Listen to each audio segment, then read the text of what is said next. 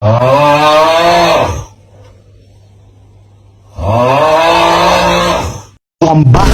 side eye, criminal offensive side eye.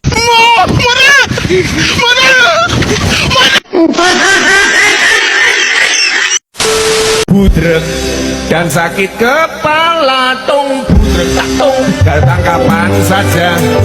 Budrek ada obatnya nonton kita semua.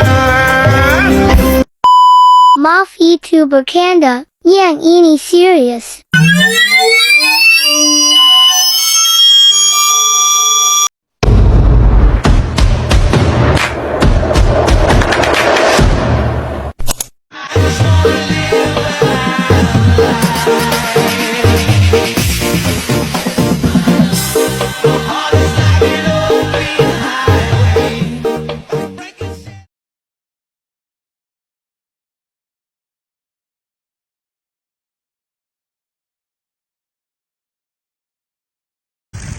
Bismillahirrahmanirrahim. Assalamualaikum warahmatullahi wabarakatuh.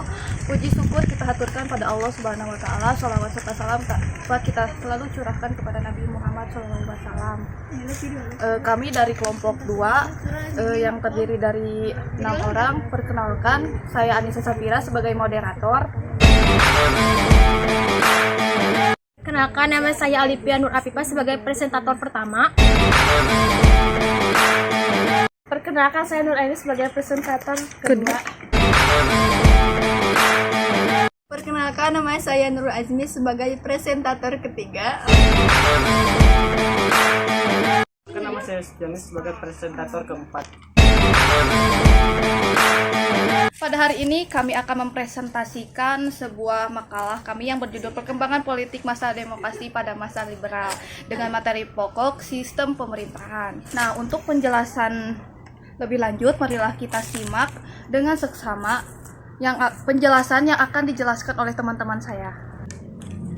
Saya Alipia Nur Afifa sebagai presentator pertama akan menjelaskan tentang sistem pemerintahan pada tahun 1949 sampai 1959. Sistem pemerintahan dalam bidang politik yang dianut pada masa demokrasi parlementer atau dikenal juga dengan sebutan demokrasi liberal adalah kabinet parlementer.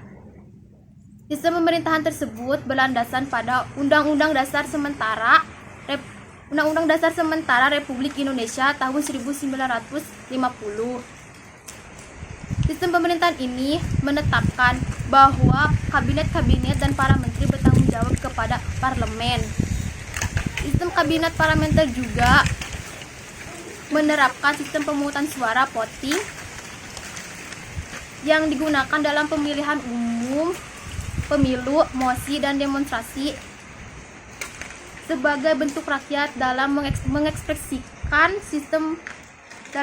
mengekspresikan hak untuk ikut serta dalam berpolitik. Selain itu, adanya sistem multipartai pada masa ini menyebabkan terciptanya golongan mayoritas dan minoritas dalam masyarakat, serta adanya sikap mementingkan kepentingan golongan partai politik masing-masing daripada kepentingan bersama. Sistem pemerintahan bidang politik yang dianut pada masa demokrasi liberal adalah sistem kabinet presidensial. Sistem kabinet presidensial berlandaskan pada Undang-Undang Dasar tahun 1945 dan kekuasaan tertinggi negara ditempati oleh lembaga eksekutif yaitu presiden. Sistem demokrasi ini menganut paham kerakyatan yang dipimpin oleh hikmat kebijaksanaan dalam permusyawaratan perwakilan. Paham tersebut berintikan musyawarah untuk mufakat secara gotong royong antara sebuah kekuatan nasional yang revolusioner dengan prinsip nasakom, nasionalisme, agama, dan komunisme. Pemerintahan pada masa demokrasi parlementer dijalankan oleh 7 kabinet dengan masa jabatan yang berbeda. Adapun beberapa tujuan yang hendak dilakukan ketujuh kabinet tersebut, yaitu menjaga keamanan dan ketertiban rakyat, meningkatkan kemakmuran dan kesejahteraan rakyat, mempersiapkan dan menyelenggarakan pemilu, menyelesaikan masalah, dan memperjuangkan Irian Barat ke dalam wilayah Indonesia, dan melaksanakan politik luar negeri yang bebas aktif. Selain itu, pada masa demokrasi parlementer, ini juga dibentuk konstituante, sebuah lembaga yang bertugas untuk menyusun dan menetapkan undang-undang dasar baru bagi Indonesia. Saya Nuraini sebagai presentator kedua akan melanjutkan presentator yang pertama. 2. Perkembangan politik pada demokrasi liberal di Indonesia 1949 sampai 1959. Periode 1949 sampai 1946 merupakan masa berpikirnya partai-partai politik pada pemerintahan di Indonesia. Pada masa ini terjadi pergantian kabinet, partai-partai politik terkuat mengambil alih kekuasaan. 2 partai terkuat pada masa itu, PNI atau Musyumi, silih berganti memimpin kabinet. Kabinet-kabinet yang pernah berkuasa setelah penyerahan kedaulatan dari tangan Belanda atau sebagai berikut. 1. Kabinet Nasir 6 September 1950 sampai 21 Maret 1951. Kabinet Nasir merupakan kabinet koalisi yang dipimpin oleh Musyumi. PNI sebagai partai kedua terbesar pada memiliki kedudukan sebagai oposisi. PNI menolak ikut serta dalam kabinet karena merasa tidak diberi dukungan yang sesuai dengan kekuasaan yang dimilikinya. 1. Mengingatkan usaha keamanan dan ketentraman. 2. Konsolidasi dan penyempurnaan pemerintahan. 3. Menyempurnakan organisasi angkatan peperangan. 4. Mengembangkan dan perkuatan ekonomi kerakyatan. 5. Menjelaskan penyelesaian masalah Irian Barat. Pada masa pemerintahan dan kekuasaan Kabinet Nasir, terjadi pemberontakan hampir di seluruh wilayah Indonesia. Masalah dalam keamanan negeri seperti seluruh wilayah Indonesia, Gerakan DI atau TII, Gerakan Andi Ajis, Gerakan APRA, dan Gerakan RMS. Perundingan masalah Irian Barat juga mulai dirintis, namun mengalami jalan buntu. Oleh karena itu muncul mosi tidak percaya terhadap Kabinet Nasir. PNI juga tidak menyetujui berlakunya perantaran pemerintahan nomor 39 tahun 1950 sampai DPRD yang dianggap menguntungkan Musyumi. Mosi itu disampaikan kepada Parlemen tanggal 22 Januari 1951 dan diperoleh kemenangan, sehingga pada tanggal 21 Maret 1951 Perdana Menteri Nasir mengembalikan mendatangnya kepada Presiden. 2. Kabinet Sukiman 27 April 1951 sampai 3 April 1952. Kabinet Sukiman merupakan koalisi antara Musyumi dengan PNI dengan sejumlah partai kecil. Kabinet koalisi itu dipimpin oleh Sukiman dan kemudian Kabinet Sukiman memiliki program 7 pasal dan diantaranya memiliki dengan program dari Kabinet Nasir hanya beberapa hal mengalami perubahan dalam skala prioritas, misalnya mengenai pemulihan keamanan dan ketertiban. Kabinet Sukiman juga memiliki program untuk merebut kembali Irian Barat dengan tangan Belanda, walaupun belum juga membawa hasil.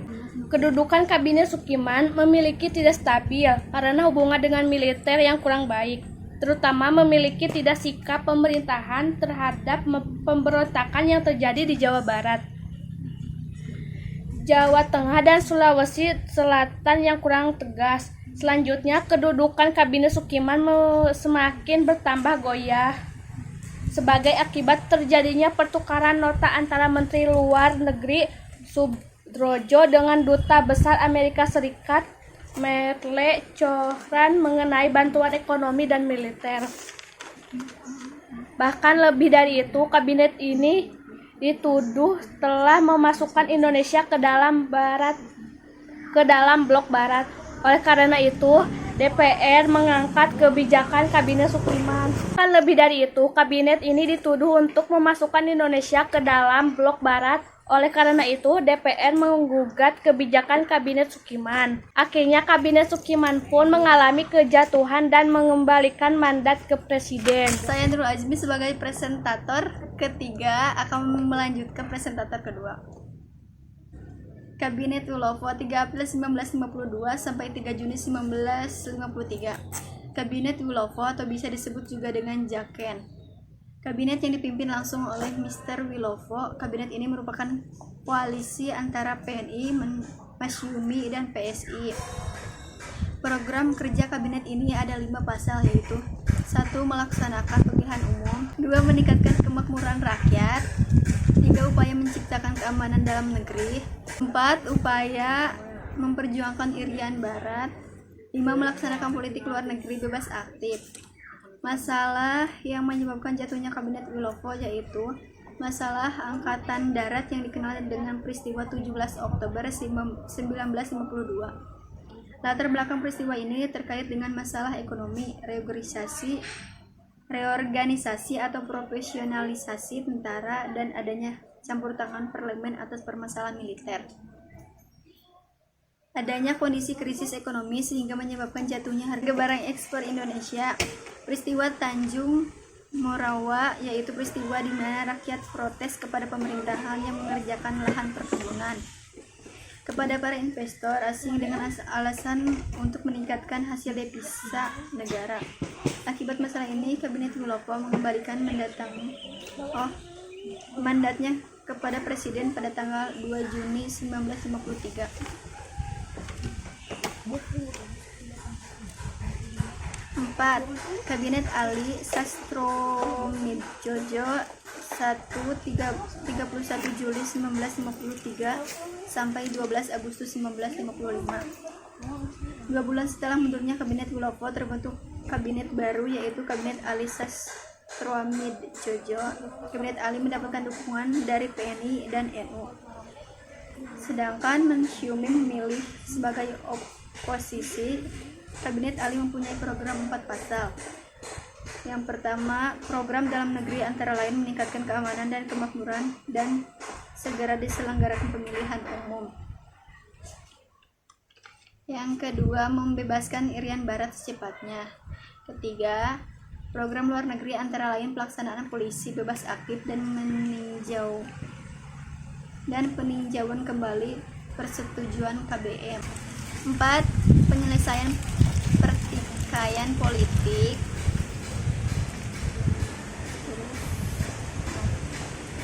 Kemudian kabinet ini mendapatkan ujian berat yaitu kemelut dalam tubuh Angkatan Darat. Akan tetapi kabinet ini runtuh akibat memuncaknya krisis ekonomi dan perseteruan antara PNI dan NU yang menarik dukungannya. Akhirnya pada tanggal 24 Juli 1955, Ali Sastromidjojo mengembalikan mandatnya kepada Wakil Presiden. Namun, di balik kegagalan Kabinet Ali, kabinet tersebut masih memiliki kesuksesan. Di antaranya adalah menyiapkan pemilihan umum dan menyelenggarakan konferensi Asia Afrika. Saya Septiani sebagai presentator keempat akan melanjutkan presentator ketiga. Kabinet Burhanuddin Harapan 12 Agustus 1955 3 Maret 1956. Burhanuddin Harapan berasal dari Masyumi, sedangkan PNI membentuk oposisi. Hasil yang menonjol dari kabinet ini ada penyelenggaraan pemilihan umum untuk kali pertama bagi bangsa Indonesia yang berlangsung pada tanggal 29 September 1955 untuk memilih anggota DPR dan tanggal 15 Desember 1955 untuk memilih anggota konstituante. Peristiwa tanggal 27 Juni 1955 yang menjadi penyebab kegagalan dari kabinet Ali Ali berhasil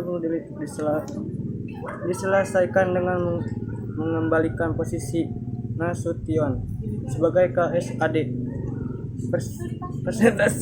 Presentasi lainnya yang dicapai oleh kabinet ini adalah pembubaran Uni Indonesia Belanda. Setelah hasil pemilihan umum diketahui, mengubah susunan dan keseimbangan perwakilan di DPR, maka pada tanggal 30 Maret 1996 Presiden Kabinet Burhanuddin Harapan merupakan kabinet peralihan dari DPR sementara ke DPR hasil pemilihan umum. Kabinet Ali Sastro Widojo 20 Maret 1956 sampai 14 Maret 1957. Ali Sastro Widojo kembali diserahi mandat untuk membentuk kabinet baru pada tanggal 20 Maret 1956. Kabinet baru yang dibentukkan itu merupakan kabinet koalisi antara PNI, Masyumi, dan NU. Program pokok kabinet ini adalah sebagai berikut. 1. Pembatalan KMBP. 2. Perjuangan pengembalian Irian Barat ke penguasaan Republik Indonesia. 3. Pemulihan keamanan dan ketertiban pembangunan ekonomi, keuangan, industri, perhubungan, pendidikan, dan pertanian. 4. Melaksanakan keputusan Konferensi Asia Afrika. Dalam tubuh kabinet ini sendiri terjadi perpecahan antara PNI dan dengan Masyumi. Masyumi menghendaki agar Ali Sastro Amijojo menyerahkan mandatnya kepada presiden sesuai dengan tuntunan daerah. Sedangkan Ali Sastro Amijojo berpendapat bahwa kabinet tidak wajib mengembalikan mandatnya hanya karena tuntunan daerah. Pada bulan Januari 1957, Masyumi menerima semua materinya dari kabinet. Peristiwa ini sebagai melemahkan kedudukan kabinet Ali Sastroamidjojo, sehingga pada tanggal 14 Maret 1957 Ali Sastroamidjojo akhirnya menyerahkan mandatnya kepada presiden. Demokrasi liberal ditandai dengan dikeluarkannya dekret Presiden Majelis 1959. Kegagalan konstitusi menetapnya Undang-Undang Dasar membawa Indonesia ke tepi jurang kehancuran. Dekret Presiden 5 Juli dikeluarkannya dengan sebagai pertimbangan di antaranya: 1. Anjuran untuk kembali kepada Undang-Undang Dasar 1945 jika memperoleh keputusan dari konstituante. 2. Konstituante tidak mungkin lagi menyelesaikan tugasnya karena sebagai besar anggotanya telah menolak menghadiri sidang. 3.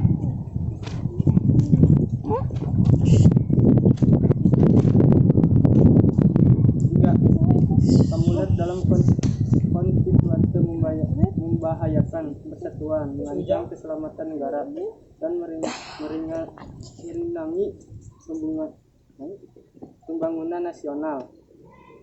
Sedangkan yang menjadi keputusan dalam dekret Presiden 5 Juli 1959 adalah: A.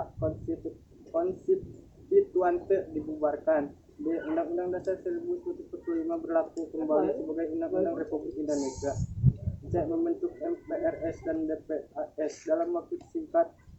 Mas Roji 2002-272. Baiklah teman-teman, kita sudah mendengarkan penjelasan tentang perkembangan politik masa demokrasi liberal dengan materi pokok sistem pemerintahan dari presentator tadi.